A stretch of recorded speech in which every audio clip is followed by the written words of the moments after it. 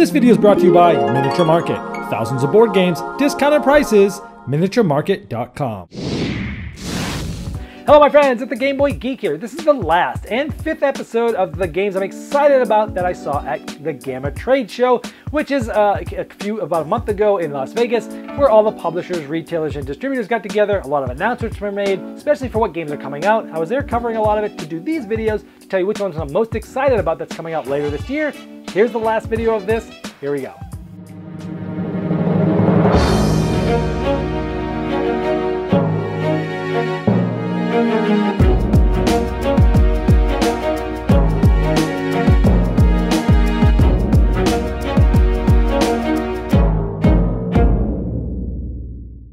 We're going to start off the last video with Stronghold Games, Mr. Bonacore. Yes, he's coming out with Salam Rouge. This is a bicycle racing game that I loved. I am a cyclist, among other athletic endeavors, but I played this and loved it. I did a review of it. It's an interesting racing game that has a sort of a deck or card management game where you're trying to shed the right cards at the right time because you get these cards in your hand that are essentially muck. They're basically, you know, you get tired, and there's hills that you go up and down. Certain cards are better or can't be played on certain things, and you're trying to get into people's slipstreams so that you get pulled along without playing cards. And it's a very interesting sort of game where you're guessing about what other people are going to play, but you know what distributions of cards people have as well. But a very interesting game. I'm glad he's bringing this one in. The next one is called Pit Crew from Jeff Engelstein. I got a chance to play a prototype of this last year at Origins. It is a real-time, fast and quick game about the unsung heroes of car racing, the pit crew, right? And you and I think there's teams of 2 or 3 people, and you're all trying to get the tires ready, the engine ready, you're trying to get the gas up, and you're going to be playing different cards, and there's little different things you do for each one of those, but it's, hey, am I going to play things quick, or am I going to wait for my partner to do things? Because there's better things if you do them right. For everything you get sort of wrong, it lowers how well you did. And so sometimes you want to go a little slower to get things right, but at the same time, you're trying to go fast because the fastest ones get to move their car around faster. And it was a lot of fun. Again, it may have changed, you know, a decent amount since I played it, but I like the idea. I love real time. I love fast stuff. So that sounds really cool to me. Jeff Engelstein has a great track record.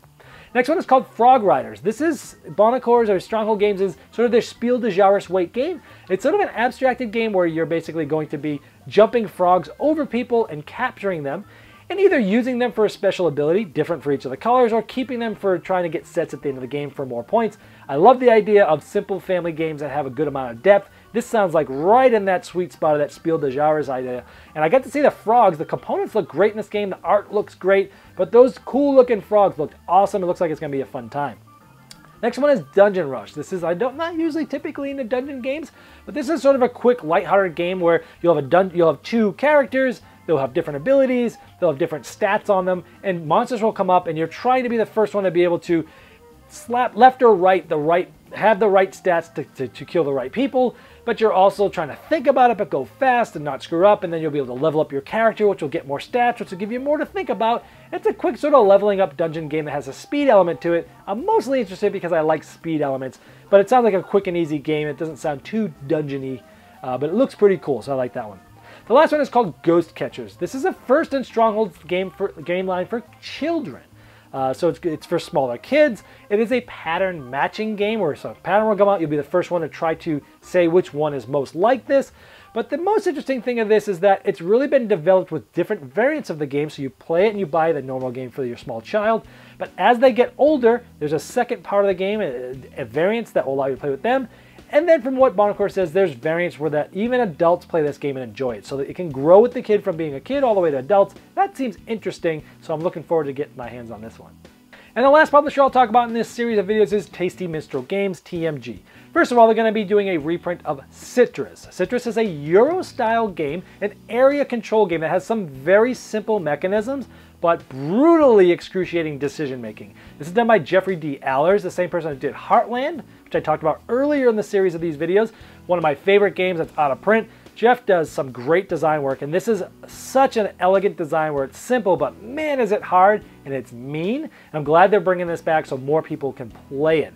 Eminent Domain Big Box is coming out. So this is going to be basically, it's going to have a new expansion for Eminent Domain.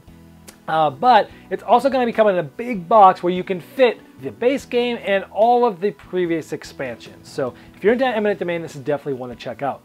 They're also bringing over another game I love called Jiraku. Oh man, this is trick-taking with area control. It's like the Japan-style artwork, and very interesting thing where you're playing a card in a trick, but when you play that card, you get a certain amount of actions depending on the number that you play there. And then those actions can do different things on a board where you're trying to control areas, and you'll get the most points for being first place, second place, third place, you'll get a little bit less points. But you also have this one really powerful guy that can do different things as well.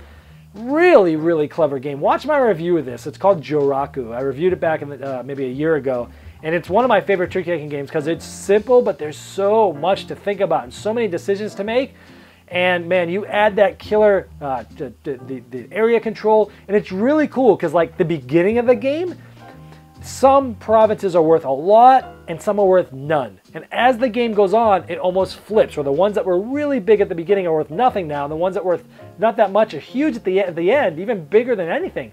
So you could like go and just like really camp shop in the last, like very end of the game and just really make sure you get like the last 3, and you could get no other points the whole game, and if you hold on to those 3, you might be able to pull it out.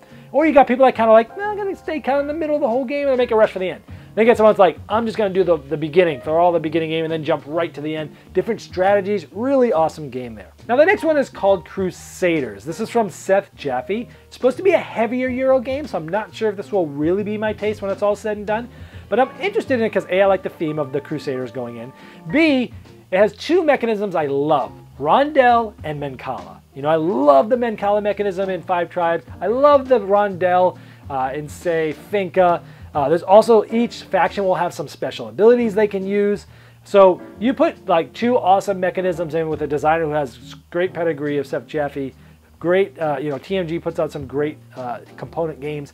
So I'm really looking at this one again. It might end up being too heavy. He told me it was, when I was talking to Lance from TMG, the Undead Viking, he says it's a heavy Euro. So I'm not sure if I'll like it. But if you like heavy Euros, check this one out. I might still love it because I'll have to check out the mechanisms, but I'm interested in it because of the mechanisms and the theme and the designer.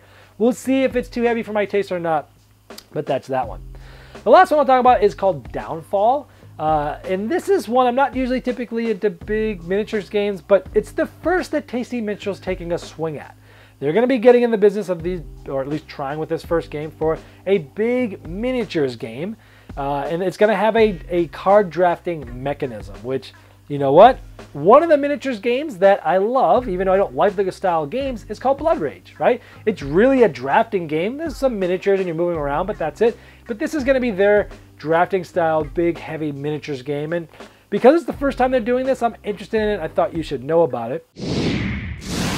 All right, well, that finishes this series of my Gama trade show videos. I hope you enjoyed it. I spent a lot of time there, and I hope you liked this sit-down format, which was different from, say, what some of the other live streamers are doing, trying to do something different here. Now, this is at the end of my coverage for Gama. I actually have about 4 more videos coming.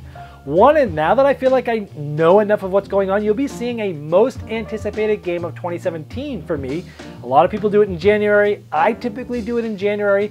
But you know what? I feel like there's not enough information out at that time. So I waited this year to go to Gama to reload and hear more about what's coming out. So now I feel like I can really come out, tell you my top 10 games that I'm looking forward to this year. This is coming out very soon, so subscribe or come back and keep your eyes open. I'm also going to be doing 3 other videos related to Gama, which I'm doing 3 sort of sneak peeks. I'm calling them preludes because there's sort of games that I played there that I'm excited about, that I'm going to be showing you about and giving you sort of a mini review of, so you have even more information than what I've told you here. We'll see you next time. This video was sponsored by Miniature Market's Review Corner. The Review Corner features podcasts, video, and written game reviews by gamers for gamers.